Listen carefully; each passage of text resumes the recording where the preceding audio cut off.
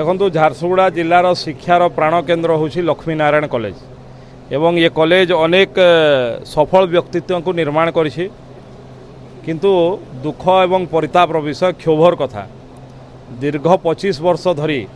एठी गोटे शासन व्यवस्था थिले मध्य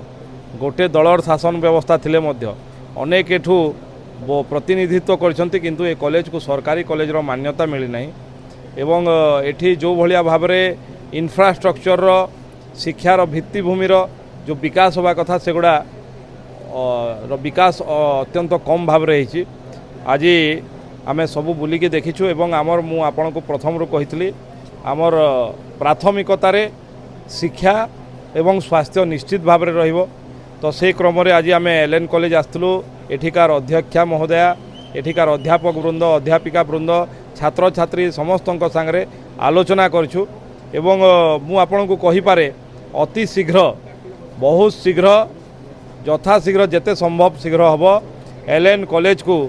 सरकारी कॉलेज रो मान्यता देवाई सरकार को पाखरे जहाँ सब चाप सृष्टि करने कथा जहाँ सब करने कथा निश्चित भाव में करूँ एवं या सरकारी कॉलेज हवा पर्यंत आमे ता पछरे लगी थू। द्वितीय कथा एठिकार जो भित्तिभूमि जहाँ जहाँ कथा कहते समय क्रमे निश्चित भाव से भित्तिभूमिर विकास करा एवं एलएन कॉलेज को गोटे सद्पुरस्कृत कॉलेज भाव में सद्पुरस्कृत महाविद्यालय भाव में परिणत करने आम द्वारा जहाँ जहाँ संभव निश्चित भाव में ताको करा।